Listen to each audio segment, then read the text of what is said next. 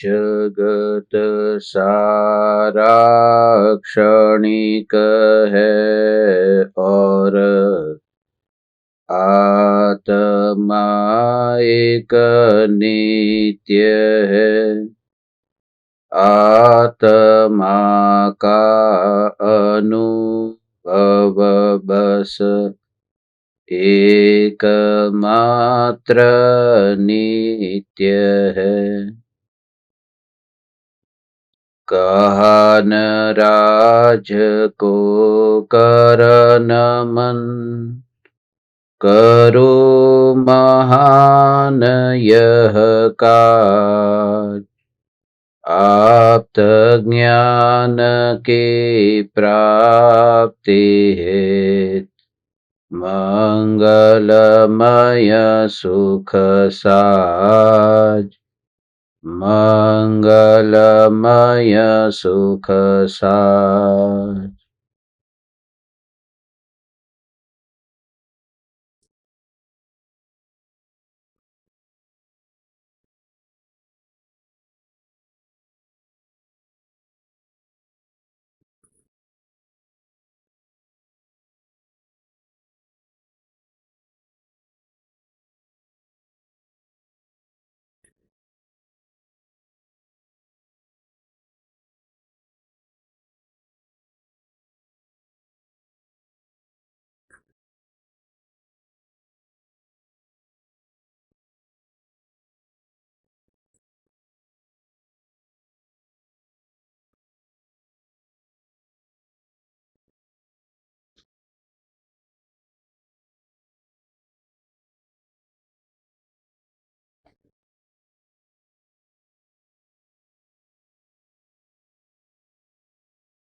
चैतन्य स्वभावी भगवान आत्मा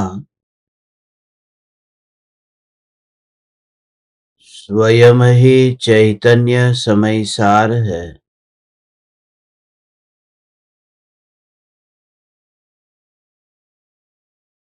चैतन्य समय सार का प्रतिपादक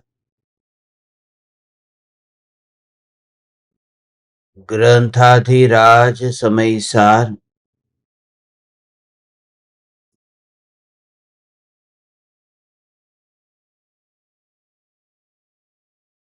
ध्रुव कुटस्थ सत्ता स्वरूप भगवान आत्मा का निरूपण करता है।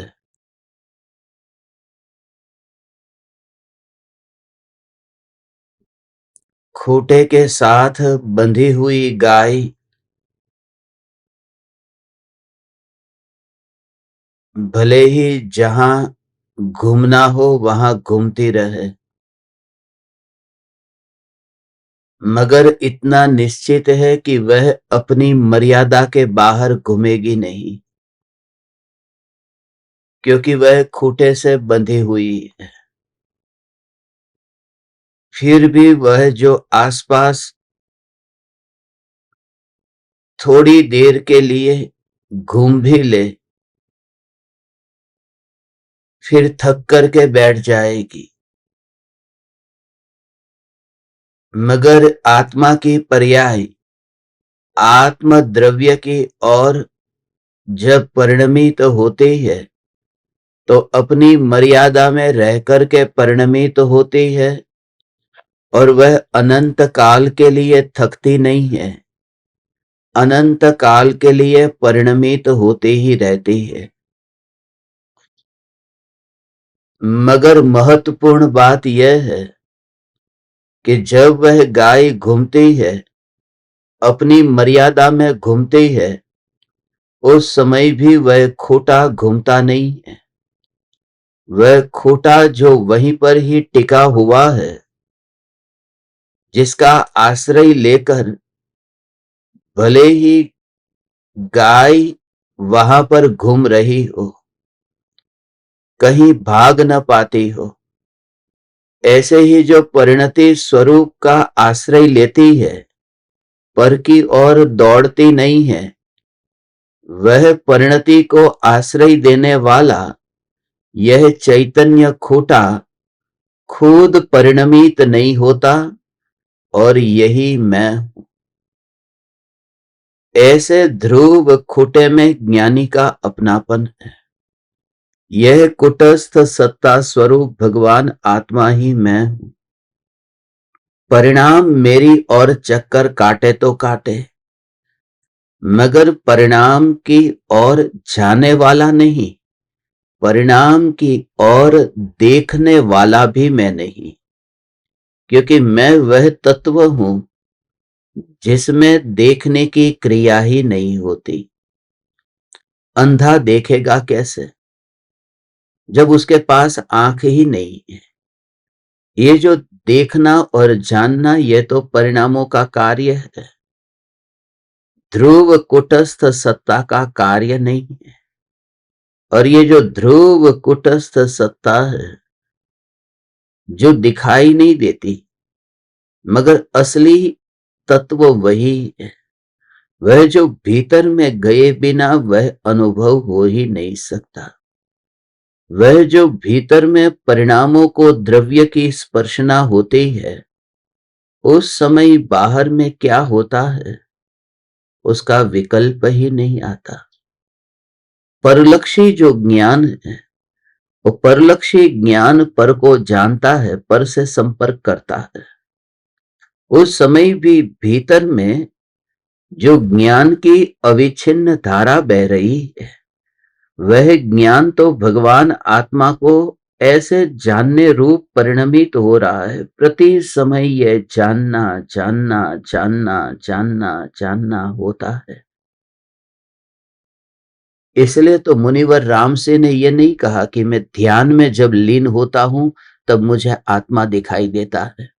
उन्होंने कहा कि मैं वन जंगल में, पहाड़ में, नदी, सरोवर, तालाब में, मैं जहां जहां देखता हूं वहां मुझे आत्मा ही दिखाई देता है। ज्ञान ही जानने में आता है, और ज्ञान ही तो आत्मा है, क्योंकि आत्मा ज्ञान प्रमाण है।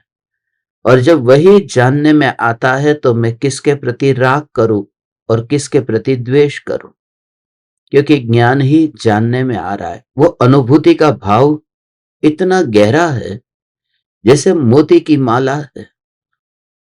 मोती की माला में जो बीच में जो धागा है, वह धागा पहला तो अदृश्य है, जो हमें दिखाई नहीं देता।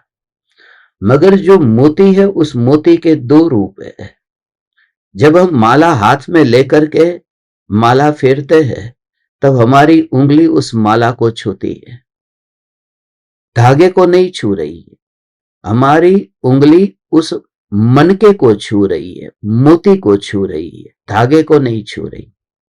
तो वह जो मोती है, वह मोती धागे को छूता नहीं है। उस समय भी मोती धागे को छूता है, क्योंकि जो मोती का अंदर का भाग है, ऊपर का नहीं, ऊपर के भाग पर तो उंगली छू रही है, मगर मोती के अंदर का जो भाग है, वह अंदर का भाग को, उसको तो धागे के साथ में स्पर्श हो ही रहा है। और हर समय हम कोई से भी उंगली से हम माला को फेरते रहे, मणके को छूते रहे, तो दो में से सत्य क्या है? वह जो मन का है, वह मन का धागे को छू रहा है, या वह मन का उंगली को छू रहा है?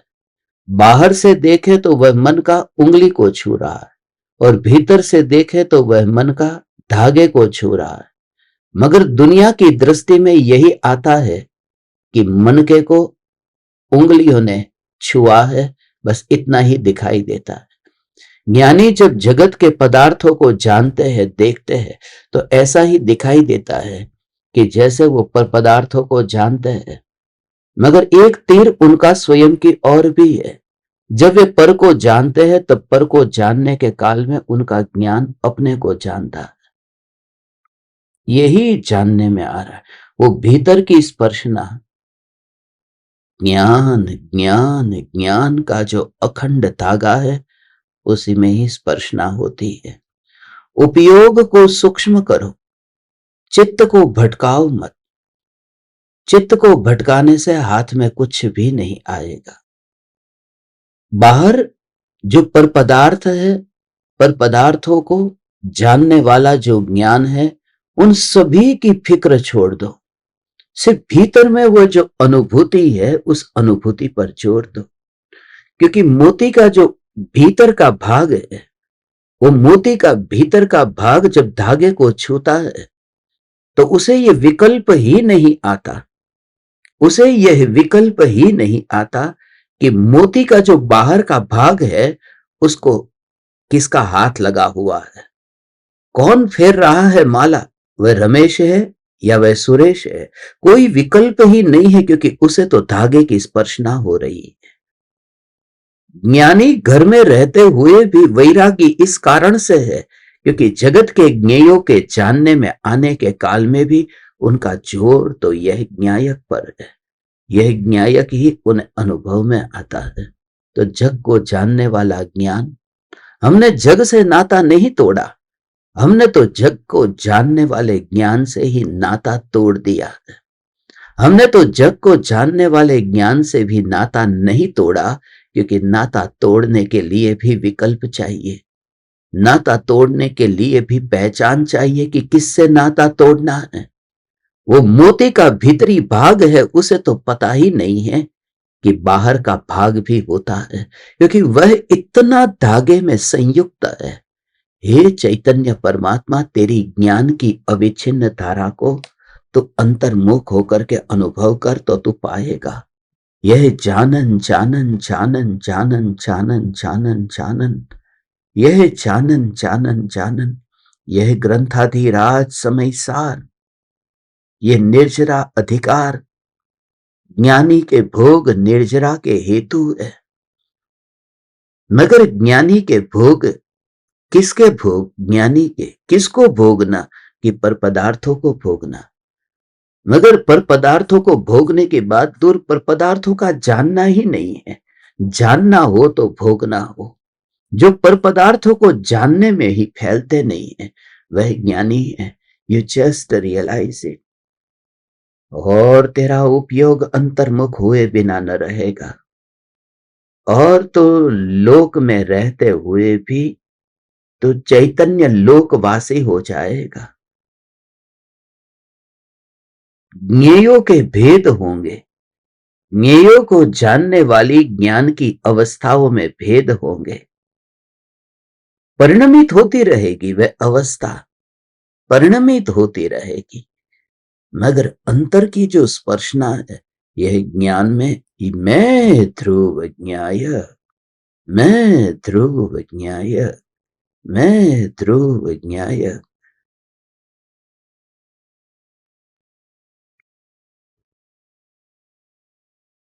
और आज गहरी बात तुम्हें समझनी है। यदि तुम्हारे ध्यान में, यदि तुम्हारे ध्यान में एकाग्रता होगी, स्थिरता होगी, तो ही तुम ये भाव समझ पाओगे। हे चैतन्य परमात्मा, इतना गहरा भाव है, ओ माय गॉड, ये इतना गहरा भाव है कि वह जो भीतर का मोती, जो भीतर का भाग, वह धागे को छूता है। तो कितना भाग छूता है कि मोती जो छूता है वह एक मोती छूता है, भीतर का भाग। मगर वह एक मोती पूरे धागे को नहीं छू रहा, खाली उतने भाग में, जितने भाग में मोती है उतने ही भाग में जो धागा उसके पीछे है उसको छू रहा है। मगर उस समय वो उतना धागा नहीं है, क्योंकि वह धागा अखंड है। इसलिए वहां विकल्प नहीं होता कि मैंने अंश वाले धागे को छुआ। ये जो एक समय का जानना, जब मैं ध्रुव चैतन्य परमात्मा तत्व, मैं ध्रुव चैतन्य परमात्मा तत्व, तो अनादि अनंत वह सत्ता, अनादि अनंत अस्तित्व, उस अस्तित्व में उपयोग ऐसा समा गया, बुंद समानी समुद्र में।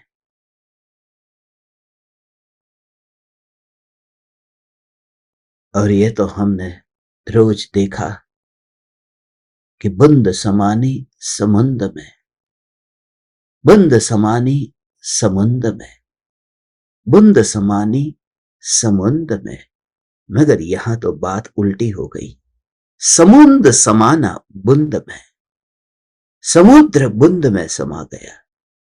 क्यों?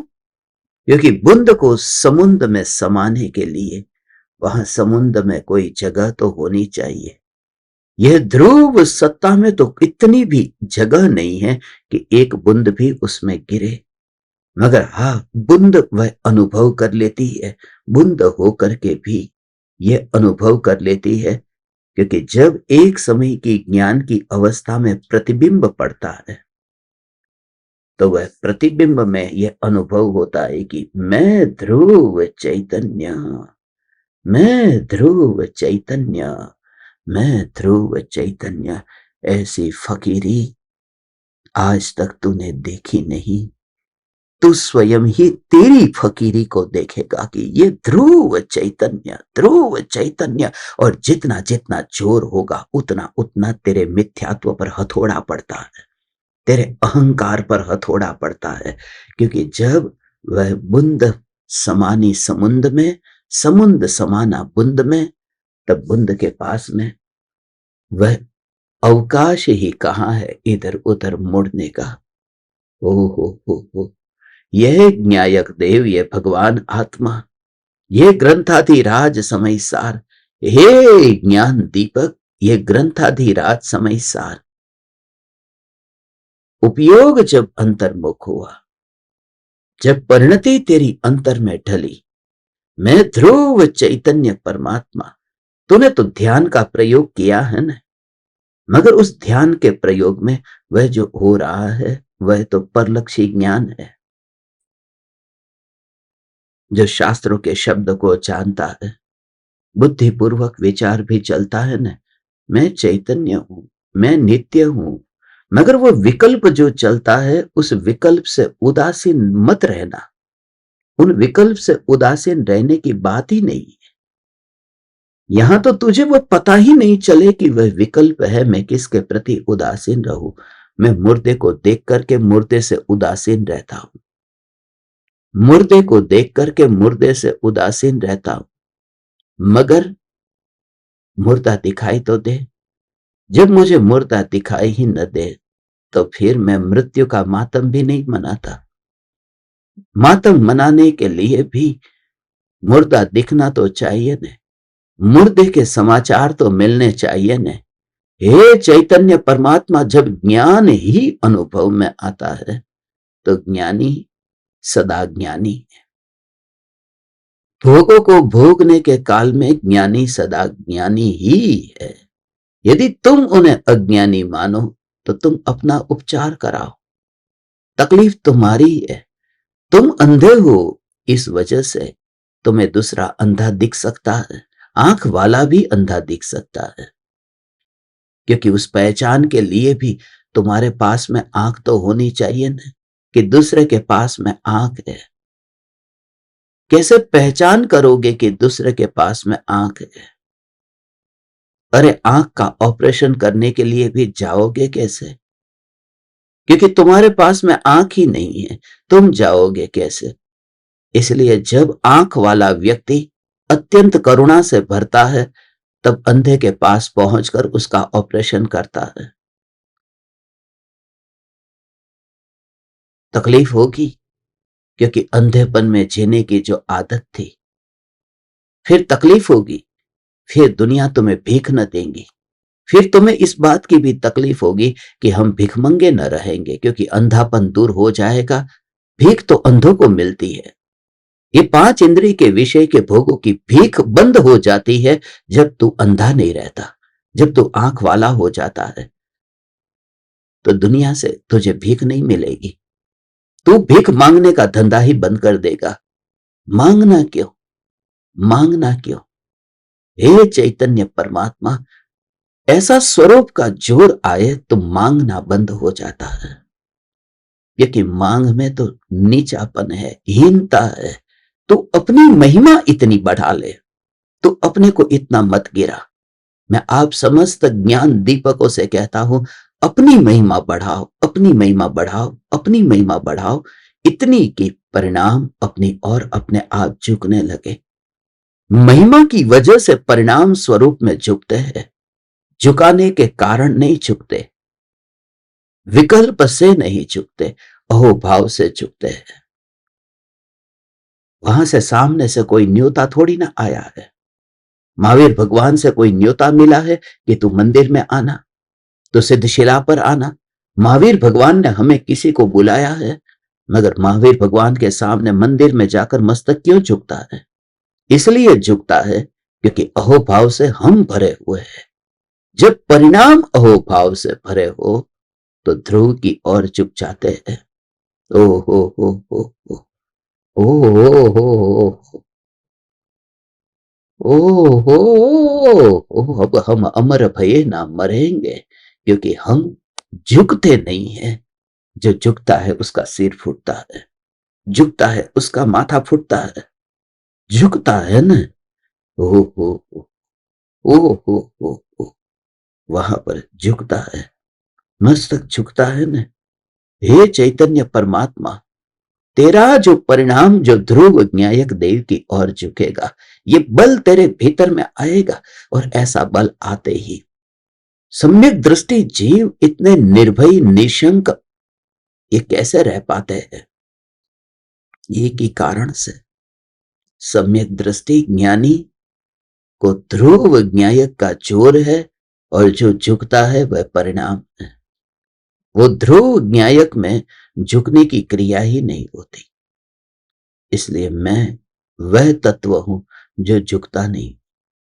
अब जब तुम कोई भी देह की क्रिया हो, उस देह की क्रिया में ये तेरी जागृति रहे कि मैं ये परिणामों में चाहता नहीं। देख, ये सदा काल जागृति रहे, ये परिणामों में मैं चाहता नहीं। हो इन परिणामों में मैं चाहता नहीं हूं। ऐसा ध्रुव न्यायक न्यायक न्यायक न्यायक न्यायक न्यायक हो। मृत्यु के काल में देह शिथिल होगा, सांस नहीं ले पाएगा, क्योंकि सांस जब छूटती है तो कैसी हालत होती है। तुमने देखा न, मरणासन्न व्यक्ति को सांसें तेज चलने लगती है, सांसें मंद होने लगती है।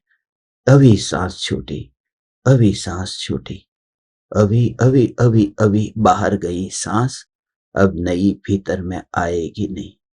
और उस समय तो गायब हो गया, क्योंकि तेरा लक्ष्य ही हट गया कि जहां से बाहर से जो आ वो बाहर जाने वाली हवा, भीतर आने वाली हवा, वहां का लक्ष्य ही हट गया। क्योंकि वह मोती के बाहर का कार्य था। कौन सी हवा? ये हाथ, ये पहली उंगली, ये दूसरी उंगली, ये तीसरी उंगली, ये चौथी उंगली, ये उंगली, ये उंगलियों के खेल, वह बाहर है, वो बाहर घूमती रहती है। उस समय तो तू उस स्वरूप में समा गया और तेरा नर जन्म तेरा सार्थक हो गया। बाहर का काम बाहर चलता रहा, ये दौड़ धाम करते रहेंगे, ये सब चलता रहेगा, ये सब चलता रहेगा। बेटा भागेगा डॉक्टर के पास, पत्नी कहेगी थोड़ा पानी पी लो, दवाई ले लो, मित्र कहेंगे परमात्मा से दुआ करते हैं जल्दी से जल्दी तो ठीक हो जाए, और शत्रु सोचेंगे कि जल्दी से जल्दी अर्थी की व्यवस्था हो जाए। ये सारी दुनिया में तुम्हारा बाहर का कार्य होता रहेगा, मगर तेरा उपयोग तेरे में समा गया। हे ज्ञान दीपक, हे दीवाने चैतन्य परमात्मा, ऐसा जो स्वरूप का आश्रय जिसने लिया, अब हम अमर भये ना मरेंगे। हो हो आचार्य कुंदकुन देव ज्ञानी के भोग निर्जरा के हेतु कहते हैं, मगर भोग होते कहां है? वहां तो ध्रुवता होती है, भोग कहां होता है? भोग होता कहां है? ध्रुवता है। और जहां ध्रुवता है वहां निर्जरा है। भोग में निर्जरा नहीं है, भोग की वजह से निर्जरा नहीं है। ओ हो ओ हो ओ हो ओ हो ओ हो वो जो निर्जरा है ना, निर्मलता परिणाम में जो आती है ना, उस वजह से निर्जरा है। थोड़ा समझने के लिए ऐसे समझ कि जो मोती है, उस मोती का जो भीतर का भाग है वो गंदा है, और वो धागे के साथ में घिसा जा रहा है। तो उसमें जो कचरा था वो कचरा साफ हो रहा है। वो कचरा ऐसा है कि वो साफ हो रहा है, और धागा ऐसा है कि उसमें कचरा कभी छू न सके।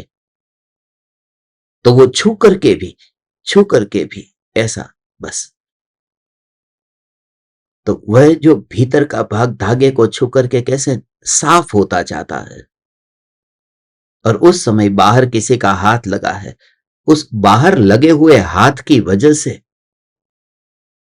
जो बाहर मोती को जो हाथ छू रहा है, उसकी वजह से वो भीतर के मोती के अंदर स्वच्छता नहीं आ रही। स्वच्छता भीतर के उसके साथ में जो घिसता जा रहा है, उसकी वजह से आती है। तो समझता है कि उसकी वजह से जो आती है, ओ हो हो हो हो।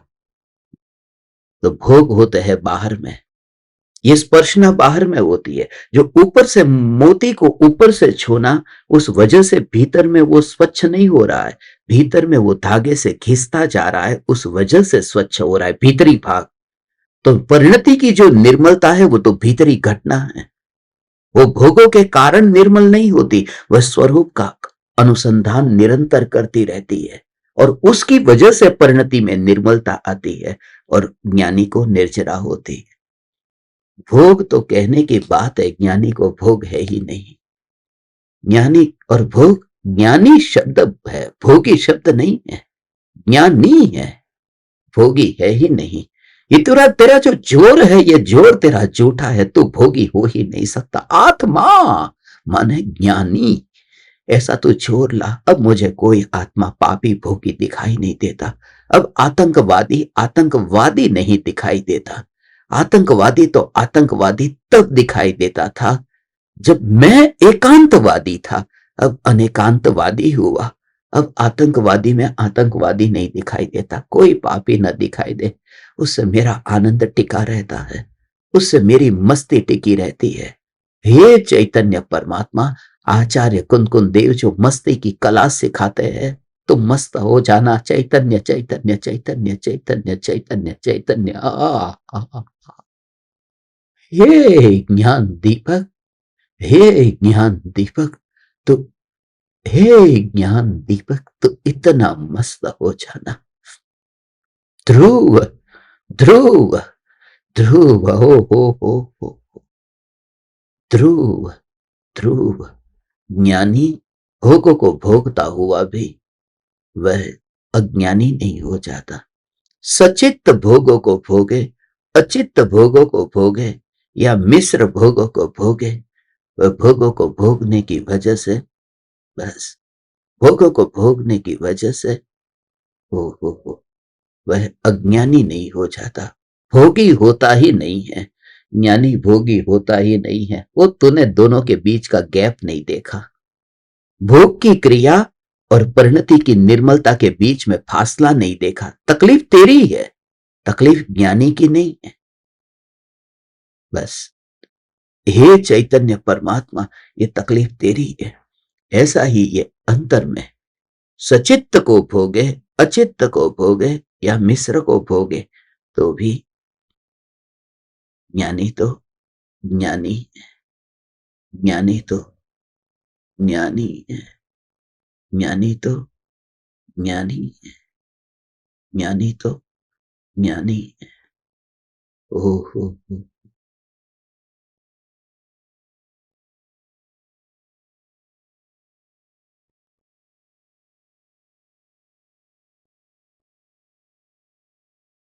ये ग्रंथाधिराज, इसे यदि तू भाव से अब तक पढ़ा होता ने, तो तू दीवाना हो गया होता। तो अभी तक तो प्राप्त हो जाता। अभी थोड़ा साहस। मैं जानता हूं पूर्व के संस्कार है, इस वजह से सुनते समय तुझे बहुत अहोभाव आता है, मगर सुनने के बाद फिर तू जो फिसल जाता है न, वह फिसलना लंबा नहीं होता है। क्योंकि संस्कार जब अंदर में गाढ़ होते जाते हैं, क्योंकि अनुभव होता है ना, एक अनुभव, दो अनुभव, तीन अनुभव, ऐसे ही ये अनुभव अनुभव अनुभव, वह अनुभव अनुभव अनुभव अनुभव अनुभव अनुभव। देवरानी जेठानी अलग अलग हो जाते हैं, कोई एक दिन की घटना से कोई थोड़ी अलग अलग हो जाते हैं। बाप बेटा अलग हो जाते हैं, कोई एक दिन की घटना से नहीं होते। ये तलाक होता है, वो तलाक कोई एक दिन की घटना से नहीं होता। वो रोज रोज चल रहा था, विवाद चल रहा था और फिर उब गए। इतने रोज रोज चलते हुए विवाद से अब उब गए। ये तब जाकर के फिर ये तलाक पर बात पहुंची है। तो रोज फिर साथ में रहते तो थे, टेबल पर भोजन भी तो करते थे, साथ में सोते भी तो थे। फिर ये क्यों तलाक तक बात पहुंच गई? क्यों? क्योंकि जो अनुभव जो हो रहा है, जो इंद्रिय विषयों में वो लिपटे हुए हैं, मगर फिर भी जब वो झगड़ा होता है, जब वो विवाद होता है, वो हथौड़ा मारता है। ये रिश्ता अब बोझ रूप लगता है। तो थोड़े दिन के लिए टेबल पर साथ में बैठ करके भोजन कर लेंगे, मगर वह हथौड़ा अंदर पड़ ही रहा है। तो तू भी इस देह के साथ में अभी रहेगा, अभी रहता है ना। मगर रोज रोज जब ये तू सुनता है, मैं ध्रुव ज्ञायक, मैं ध्रुव ज्ञायक, मैं ध्रुव ज्ञायक, हे चैतन्य परमात्मा, मैं ध्रुव ज्ञायक, हो हो हो हो हो हो। ऐसी मस्ती तेरे अंतर में जब प्रकट होगी, हे चैतन्य परमात्मा, ये मस्ती तेरे भीतर में प्रकट होगी, तो चिंता मत कर। जिंदगी बहुत बहुत बहुत अल्प है, इसलिए हड्डियों से अब हम कुत्ते नहीं रहे। हम हड्डियों को चूसते नहीं हैं, हम हड्डियों को लेकर के अपने जबड़े को फाड़ते नहीं हैं। ये हड्डियां, ये मांस, ये खून, हम मोची नहीं है, हम चमार नहीं है कि जो चमड़े के साथ में ही खेलते रहे। हम कोई कसाई नहीं है कि दुकान पर बैठ करके मांस बेचते रहे।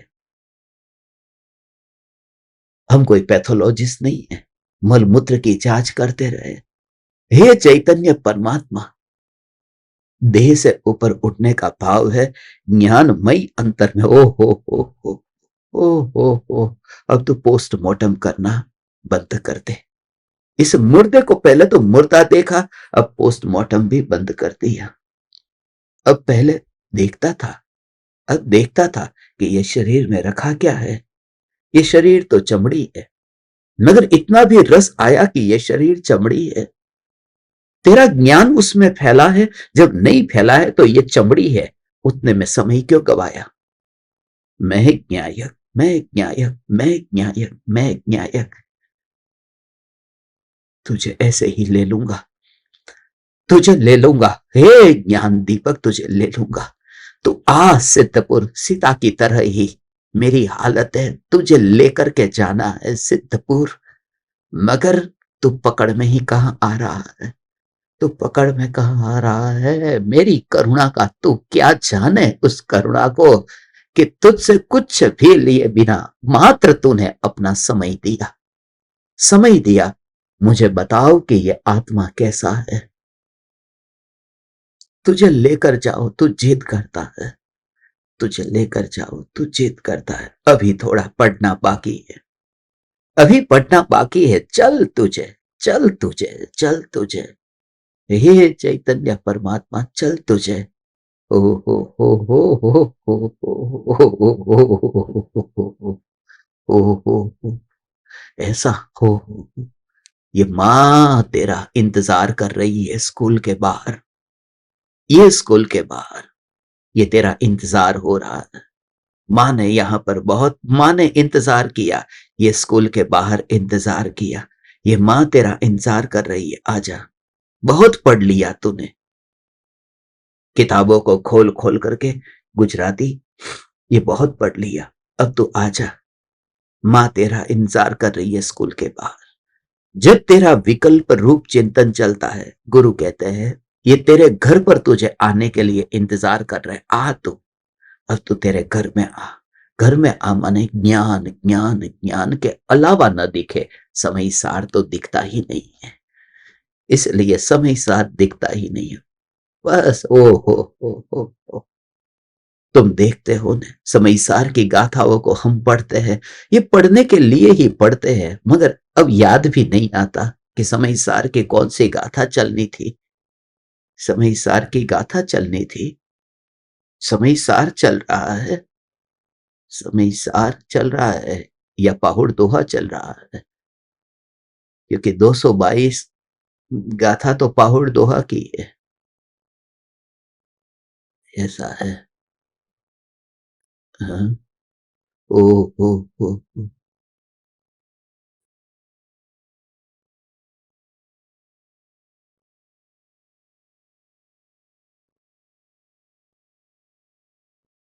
समय सार 222 गाथा है, 223 गाथा। ये 4 गाथा थी ना, 4 गाथा थी। उनमें से 4 गाथा में से ये 2 गाथा का भाव हमने समझा। हे चैतन्य परमात्मा, ये तीसरी गाथा है।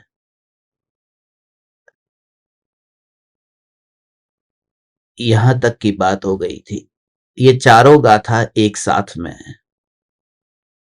ये 4 का चौका है। ये यहां तक अपन ने लिया था। अब ये है, जिस प्रकार जब वही शंख स्वयं श्वेत स्वभाव को छोड़कर कृष्ण भाव कालेपन को प्राप्त होता है, तब काला हो जाता है। यह दृष्टांत है आज के दिन के लिए। और 223 में फिर सिद्धांत है, उसी प्रकार ज्ञानी भी जब स्वयं ज्ञान भाव को, ज्ञान स्वभाव को छोड़कर अज्ञान रूप परिणमित होता है, तब अज्ञानता को प्राप्त होता है। पहली 2 गाथाओं में ज्ञानी होने की बात थी कि ज्ञानी ज्ञानी कैसे टिके रहते हैं, ज्ञानी ज्ञानी के रूप में कैसे टिके रहते हैं। ये 2 गाथा की बात की थी। ज्ञानी ज्ञानी के रूप में कैसे टिके रहते हैं। कुछ भी भक्षण करने से वे ऐसे नहीं हो जाते जैसा वे खाते हैं। शंख, सचित्त, अचित्त और मिश्र, ये तीनों का वर्णन किया। हम भी ऐसे तीनों खाते हैं ना। सचित्त, भोजन करने के लिए बैठे तो सलाड होता है, कचककड़ी है, टमाटर है, ये सचित्त है, तो हमने सलाड भी खाया है। और साथ साथ में चावल है, वह अचित्त है। तो कभी सलाड खाया तो सचित्त खाया, चावल खाया तो अचित्त खाया। और कभी हम दोनों को मिला करके भी खाते हैं, दाल चावल खाते हैं और साथ साथ में सलाड भी खाते हैं, तो दोनों अपने मुंह में रख करके चबाते हैं। तो सचित्त भी है और अचित्त माने मिश्र, हम दोनों को भोगते हैं। सचित्त को भी भोगते हैं और भोजन के समय अचित्त को भी भोगते हैं। मगर उस वजह से मैं ऐसा नहीं हो जाता जैसा मैं भक्षण करता हूं। अब दक्षिण भारत में देखे तो साउथ इंडिया में तो ज्यादातर लोग चावल खाते हैं। अब चावल तो सफेद है, तो ऐसा सफेद चावल खाने से दक्षिण भारत के लोग फिर गोरे हो जाने चाहिए, क्योंकि वो सफेद चावल का भक्षण करते हैं। और ज्यादातर वो तो रोटी तो कम खाते हैं, सफेद चावल ज्यादा खाते हैं, मगर उस वजह से उनका काला चेहरा सफेद नहीं हो जाता। या फिर कोई पंजाबी गोरा है और वह दाल मखनी खा रहा है, काली दाल, तो उस वजह से वो काली दाल खाने से वह कोई काला नहीं हो जाता। यह है कि जैसा भक्षण कोई करता है ऐसा नहीं हो जाता है। ज्ञानी भोगों को भोगने की वजह से ऐसे नहीं हो जाते। तीनों बात बताई। एक बात है छिलका, आम और गुठली। और जो आम है वह छिलके से भी अलग है और गुठली से भी अलग है। यह आम है, वह छिलके से भी अलग है और गुठली से भी अलग है। प्रत्येक व्यक्ति अपने पिता से भी अलग होता है और अपने पुत्र से भी अलग होता है। अब देखो, ये पिता है, पिता माने शरीर, मैं माने चैतन्य, और राग द्वेष के भाव माने बेटे, संतान। तो प्रत्येक व्यक्ति अपने पिता से भी अलग है और अपने पुत्र से भी अलग है। तो भगवान आत्मा जिसमें रहता है, जिसमें रहता है, व्यक्ति पहले अपने बाप के अंदर रहता था ना, उसी का तो परमाणु है, अपने बाप में रहता था तो उसी में रहता था, इसलिए ये हो गया शरीर। क्योंकि आत्मा शरीर में रहता है, आत्मा शरीर में रहता है, और आत्मा राग द्वेष में नहीं रहता, आत्मा में राग द्वेष रहते हैं। ये दोनों अलग अलग है। भगवान आत्मा शरीर में रहता है, मगर भगवान आत्मा में ये राग द्वेष रहते हैं। और भगवान आत्मा जिसमें रहता है उससे भी जुदा है, और भगवान आत्मा में जो रहता है उससे भी जुदा है।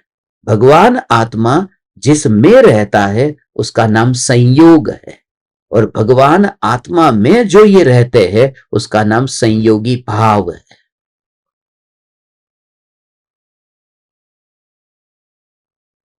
ये तीन हुए, ये तीन पीढ़ी हुई। भगवान आत्मा जिसमें रहता है ये देह का संयोग, और भगवान आत्मा में जो रहता है वे मोह राग द्वेष के संयोगी भाव, संयोगी भाव। अब दूसरी बात,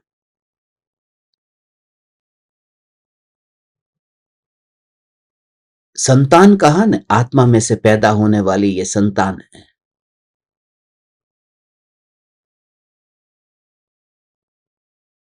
बाप को छोड़ देना आसान है, बेटे को छोड़ना बहुत मुश्किल है। ये बात स्वीकार हो जाती है कि भगवान आत्मा शरीर से अलग है, मगर भगवान आत्मा राग द्वेष के विकल्प से अलग है, ये बात स्वीकार नहीं होती। देह में यदि रहोगे, देह में रचे पचे रहोगे तो धर्म नहीं होगा, तो समझ में आ जाता है, ठीक है।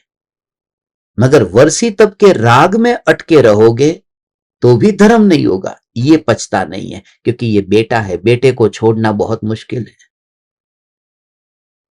और बेटे को तभी छोड़ा जा सकता है जब बेटे के असली स्वरूप का पता चल जाए कि जो बेटा मुझ में से पैदा हुआ वो मेरा ही घात करता है, तो उससे फिर नाता तोड़ देते हैं। अखबार में समाचार देने वाले ऐसे हैं ना जो नाता तोड़ देते, कह देते हैं कि ये बेटा आज से हमारा बेटा नहीं है, कोई भी व्यक्ति इससे संबंध नहीं रखेगा, रखेगा और कुछ नुकसान होगा तो तुम जानो, क्योंकि हमने तो उनसे नाता तोड़ दिया है, ये डिक्लेयर कर दिया। उसका पेपर भी रख लेते हैं कि कभी फ्यूचर में यदि कोई नौबत आए तो दिखा सके कि देखो हमने तो अखबार में दे दिया था कि इससे हमारा कोई नाता नहीं। ज्ञानी ने लिख करके रख दिया है, ये पर्ची है, समय सार पर्ची है कि राग के विकल्प से हमारा कोई नाता नहीं है। यदि तुम लोग हमें रागी समझोगे तो ये प्रॉब्लम तुम्हारा है, हमने तो अखबार में दे दिया था, हमने तो छाप करके लिख करके दे दिया कि ये समय सार लिखने वाला जो विकल्प है वो हमारा नहीं है, फिर भी तुम हमें रागी के रूप में देखो, तो ये प्रॉब्लम तुम्हारा है। हमने तो अनाउंसमेंट कर दिया था, क्योंकि हमारा अब उस राग में रस ही नहीं रहा। ओ हो हो हो हो हो हो हो हो हो हो।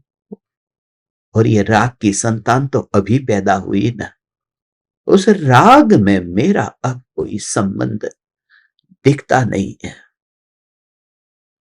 तो पूरी तरह से राग से अब मेरा कोई संबंध दिखता नहीं है, क्योंकि राग जो है उस राग से मेरा ज्ञान अछूता अनुभव में आता है, इसलिए मुझे राग से अब कोई संबंध दिखता नहीं है। राग से नाता जोड़े कैसे? क्योंकि राग के साथ में अपनापन करने के लिए राग को मुझ रूप परिणमित होना पड़े, या मुझे फिर राग रूप परिणमित होना पड़े। मैं राग रूप परिणमित नहीं होता, राग मुझ रूप परिणमित नहीं होता, तो फिर मैं कैसे मानूं कि राग मेरा है? हे चैतन्य परमात्मा, हे ज्ञान दीपक, शंख सचित्त अचित्त और मिश्र पदार्थों का भक्षण करता है, फिर भी वह सफेद ही रहता है।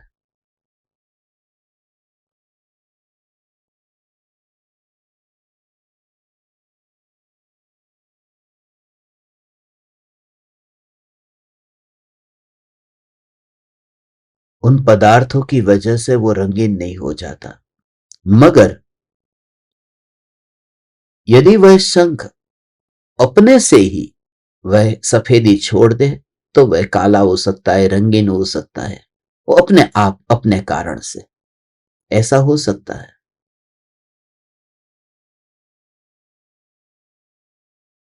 काले रंग की दाल खाने से मेरा चेहरा काला नहीं हुआ, मगर धूप में रहे तो चेहरा काला हो सकता है। और वह भी धूप का तो तुम्हें कहने के लिए कहता हूं, वास्तव में तो धूप भी निमित्त है। कभी धूप में गए बिना भी चेहरा काला काला हो सकता है, मगर वो अपनी योग्यता हो तो ही, पराये की वजह से नहीं। तो ज्ञानी यहां पर क्या कहते हैं कि निमित्तों की वजह से ज्ञानी का पतन नहीं होता, अपने पुरुषार्थ की कमजोरी से पतन होता है। कोई निमित्त कुछ नहीं करता। इसलिए तू खास याद रख कि निमित्त कुछ नहीं करता। निमित्त को तो तू आमंत्रण दे, स्वीकार कर, दो हाथ जोड़ करके तू निमित्त। तो इसीलिए तो कृपालु देव बीमारी को स्वागत करते हैं कि हे बीमारी तुम आओ, तुम आओ। क्योंकि बीमारी आती है, हम दवाई नहीं लेते। बीमारी हमारी गुरु है। बीमारी हमारी गुरु है, क्योंकि गुरु हमें सिखाते ये शरीर तेरा नहीं है। और ये बीमारी मिटती ही नहीं है, वो ये सिखा रही है कि ये तेरा नहीं है। इसलिए बीमारी हमारी गुरु है। और गुरु जब आते हैं हमारे द्वार पर, तो हम गुरु को भगाते नहीं है, गुरु का स्वागत करते हैं। हम दवाई लेकर के बीमारी को भगाते नहीं। हम दवाई क्यों नहीं लेते? दुनिया को समझ में नहीं आता हम दवाई क्यों नहीं लेते, क्योंकि हमने बीमारी को गुरु मान लिया है। गुरु का हम स्वागत करते हैं। वो हमें बिना कहे ही सिखा देती है। वो बोलती नहीं है कुछ भी, मगर हमें सिखा देती है। Oh my God, oh my सदगुरु, ओ हो। हे परम कृपालु देव, अब हम अमर भये ना मरेंगे। हम आपके जैसे कब होंगे कृपालु देव? हम आपके जैसे कब होंगे?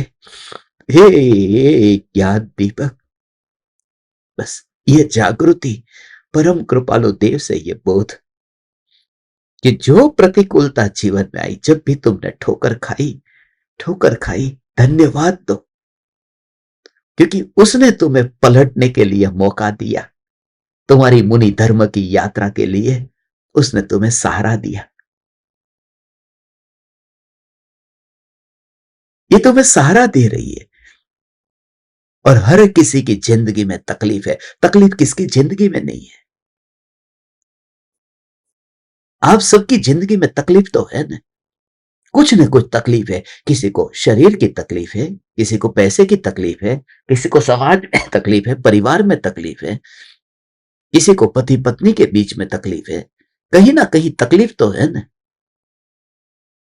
मगर तुम ये तकलीफ को आत्म साधना का आधार बनाकर तकलीफ से उदासीन हो जाना है। तुम्हें तकलीफ से उदासीन होना है, मगर तुम पलटते ही नहीं हो। तुम एक मौका और चाहते हो, एक मौका और मिल जाए, एक मौका और मिल जाए। अब बस बस बस जब तुम्हें आए, बस एक बार और पत्नी से गले मिल लो। काश इस बार सुख मिल जाएगा, अब तक नहीं मिला, एक बार और। अभी तुम भूतकाल के अनुभव से इतने बोध लेकर के जले नहीं हो। जले होते तो आग के पास दोबारा नहीं जाते।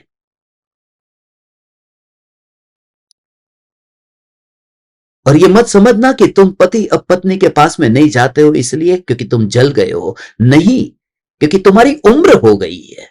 इसमें धर्म का अंश भी नहीं है। धर्म का अंश का मतलब है कि ज्ञान अंतर में इतना अनुभव में आने लगा है कि अब सब प्रकार से देह उदासीन और देह असार दिखता है ज्ञान के जोर से। तुम अभी जो पुरुष स्त्री को नहीं देखता, स्त्री पुरुष को नहीं देखती, इसका मतलब रंच मात्र भी इसमें यह मत समझना कि तुम धार्मिक हो। ये तो शरीर के परमाणु तुम्हारे चेंज हो गए, उसमें धर्म का अंश भी नहीं है। धर्म तो वहां पर है जहां ज्ञान अनुभव में आना शुरू हो गया, और ज्ञान की अनुभूति को बचपन, जवानी और बुढ़ापे से कोई संबंध नहीं है। कोई बचपन में दीक्षा ले लेते हैं, कोई जवानी में दीक्षा ले लेते हैं, कोई बुढ़ापे में दीक्षा ले लेते हैं। ये तीन दृष्टांत कम है क्या? बचपन में दीक्षा लेने वाले आचार्य कुनकुन देव, जवानी में दीक्षा लेने वाले महावीर भगवान, 30 वर्ष की जवानी में दीक्षा ली, और बुढ़ापे में दीक्षा लेने वाले राजा ऋषभदेव। बुढ़ापा ही तो था, 84 लाख पूर्व वर्ष के आयुष्य में 83 लाख पूरा हुआ था। 83 लाख पूर्व। भले बुढ़ापा आता नहीं तीर्थंकर को, मगर मैं बात कह रहा हूं ये कि जीवन के उगते सूर्य के काल में, मध्याह्न के काल में और सूर्यास्त के काल में कभी भी दीक्षा ली जा सकती है।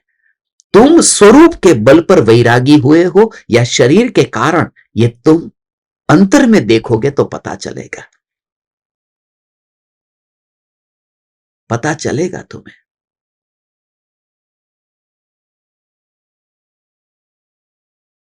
50 साल की उम्र हो गई, 60 साल की उम्र हो गई, अब तो बस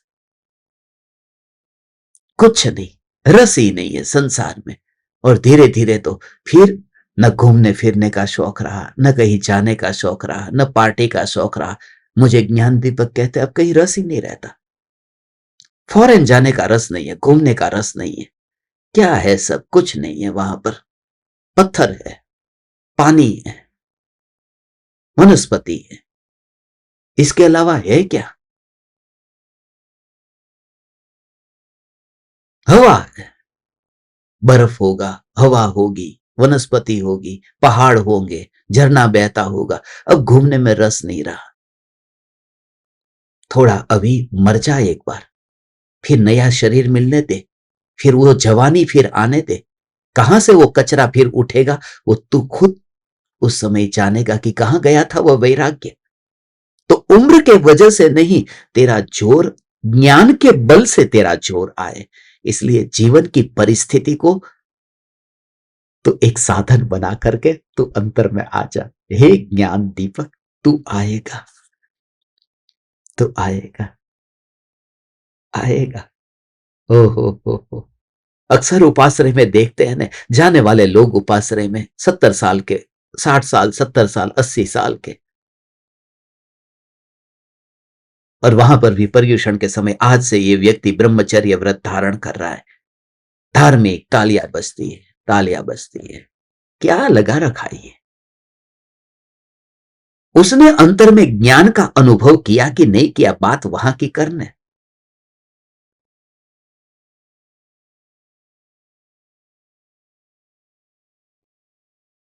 मरे हुए लटके हुए चेहरे हैं। आधे प्रवचन में नींद आ जाती है। प्रवचन पूरा होने के बाद में एक तो माइक होता नहीं, पीछे आवाज पहुंचती नहीं, क्योंकि अग्नि का एक का घात हो जाता है, इसलिए माइक रख सकते नहीं। अब पीछे बैठे, आवाज सुनाई देती नहीं, सुनाई दे तो भी थके हुए इतने हैं, और गए हैं, ये रस से गए हैं कि फिर 1 घंटे के लिए घर से बाहर निकले हैं। बहू ने कह दिया है, ससुर जी, मम्मी जी, उपासरे जाओ, भगवान का नाम लो। उतनी देर में कमरा खाली हो जाए तो नौकर साफ सफाई कर दे। आप बैठे हो, सफाई भी नहीं हो रही। 1 घंटे के लिए बाहर तो जाओ, कम से कम घर की सफाई भी हो जाएगी। किस कारण से तुम उपाश्रय पहुंचे हो? किस कारण से देरासर पहुंचे हो? क्या तुम्हारे भीतर में कोई ज्ञान के लिए पिपासा जगी थी? ज्ञान माने स्वभाव। और मैं एक भी ज्ञान दीपक को यहां सोता हुआ नहीं देखता हूं, एक भी ज्ञान दीपक के चेहरे को लटका हुआ नहीं देखता हूं। यही तो प्रमाण है कि तुम्हारा सम्यक दर्शन नजदीक है। नहीं तो किसको पड़ी है इस काल में ध्रुव न्यायक की?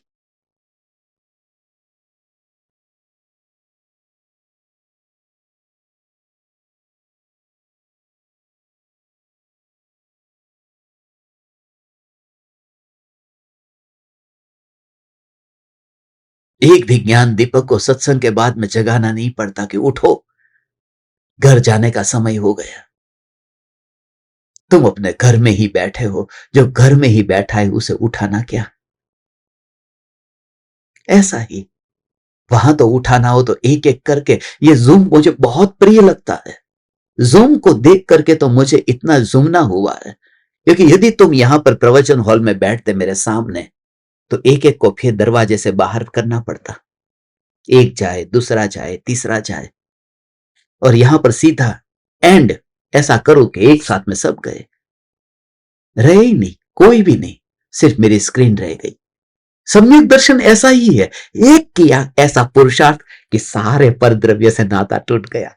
ओहो हो, अभी एक को छोड़ू, दूसरे को छोड़ू, तीसरे को छोड़ू, चौथे को छोड़ू। ऐसा नहीं, वन बाय वन रिमूव नहीं करना पड़ता, हम मीटिंग को ही एंड कर देते हैं। क्योंकि वन बाय वन रिमूव करने जाता हो तो कोई दूसरा घुस जाता है। होता है ऐसा, एक को छोड़ो, एक को रिमूव करो तो कोई दूसरा आता है। देखो कोई फिर दूसरा आ गया।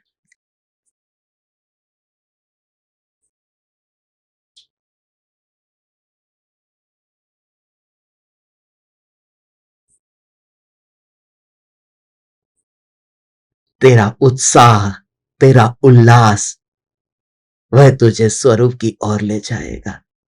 तुझे जगाना नहीं पड़ा है, तू जागा हुआ चैतन्य है। दीवानगी ला। हे चैतन्य परमात्मा, हे चैतन्य परमात्मा, प्रति समय ये जागृति देखो।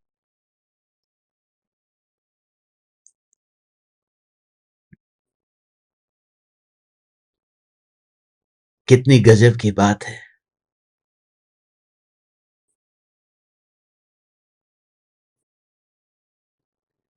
स्वयं ही जिस प्रकार जब वही शंख स्वयं उस श्वेत स्वभाव को छोड़कर कृष्ण भाव, काले भाव को प्राप्त होता है। कृष्ण माने यहां काला, कृष्ण भगवान नहीं, कृष्ण भाव को प्राप्त होता है, तब काला हो जाता है। उसी प्रकार ज्ञानी भी जब स्वयं ज्ञान स्वभाव को छोड़कर अज्ञान रूप परिणमित होता है, तब अज्ञानता को प्राप्त हो जाता है। ओ हो, अपने कारण ही, पर के कारण वह ज्ञानमय भी नहीं होता, पर के कारण अज्ञानमय भी नहीं होता, स्वयं के कारण ही। ओ हो,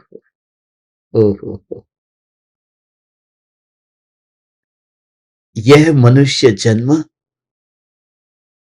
एक एक क्षण क्षण में इतनी जागृति, इतनी जागृति हम सभी परमात्माओं को बनी रहे। और कैसी जागृति, आज मैं विचार कर रहा था, आज 21 तारीख है, अभी मैं सिंगापुर में हूं। मेरा विमान मुंबई पहुंचेगा रात को 11:25 पर। रात को 12 बजे से फिर आगरा बैठ जाएगा। मेरे पास 35 मिनट का समय है। एयरपोर्ट के बाहर 35 मिनट में आ जाऊं और 12 बजे से पहले आम का रस पी लूं, आगरा बैठने से पहले। पूरी कोशिश मेरी रहेगी भाग करके 12 से पहले बाहर आ जाओ और वो आम का जूस पी लो।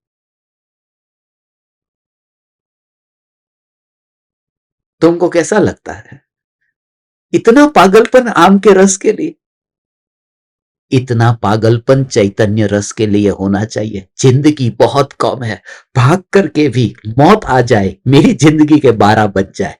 12 बज जाए माने कहते ना 12 बज जाता है माने वो मर जाता है। 12 बजना उसे ही कहते हैं, क्योंकि 12 बजे सिर्फ दिन नहीं बदलता, 12 बज गए माने जिंदगी बदल गई।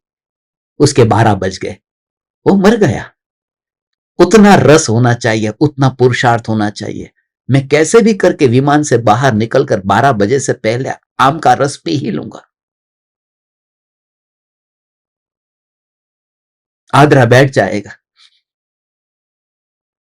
वो बैठ जाए उससे पहले ही मैं भाग लूंगा, दौड़ लूंगा। वो बैठना,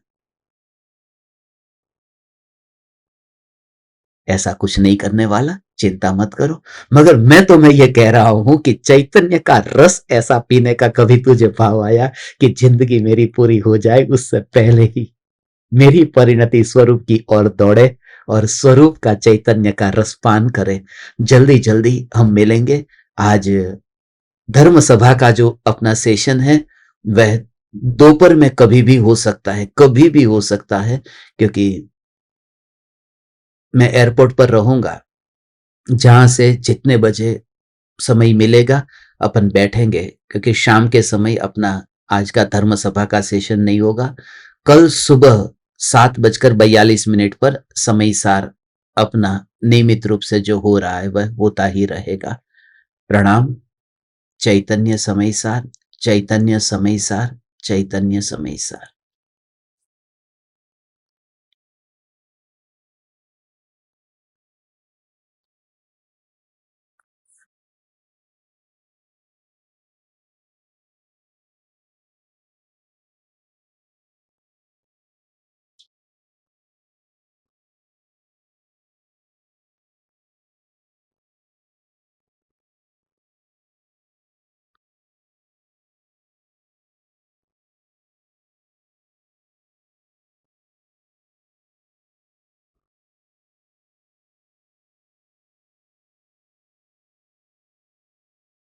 अहो अहो श्री सद्गुरु करुणा सिंधु अपार, इस पामर पर प्रभु किया अहो अहो उपकार, अहो अहो उपकार।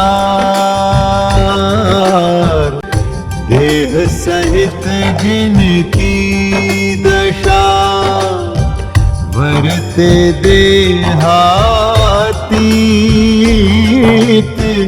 उन ज्ञानी के चरण में हो वंदन अगणित,